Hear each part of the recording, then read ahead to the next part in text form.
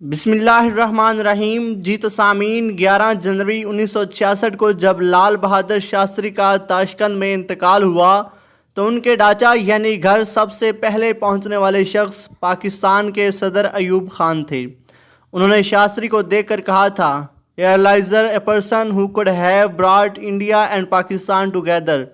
یہاں ایک ایسا شخص لیٹا ہوا ہے جو انڈیا اور پاکستان کو قریب لا سکتا تھا۔ جب شاستری کی میت کو دلی لے جانے کے لیے تاشقند ہوائی اڈے پر پہنچایا جا رہا تھا تو راستے میں سویت، انڈین اور پاکستانی جھنڈا سرنگو رکھا گیا تھا۔ جب شاستری کے تابوت کو گاڑی سے اتار کر جہاز پر چڑھایا جا رہا تھا تو ان کو کندھا دینے والوں میں سویت وزیر اعظم کوسیگن کے ساتھ ساتھ کچھ ہی دن پہلے تک شاستری کا مذاق بنانے والے صدر ایوب خان بھی شامل تھے۔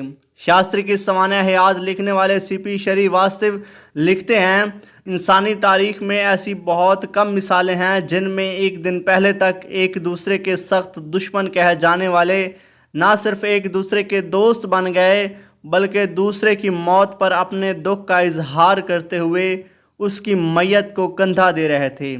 شاستری کی موت کے وقت ان کی زندگی کی کتاب پوری طرح سے صاف تھی۔ نہ تو وہ پیسہ چھوڑ کر گئے، نہ ہی کوئی گھر یا زمین تھی۔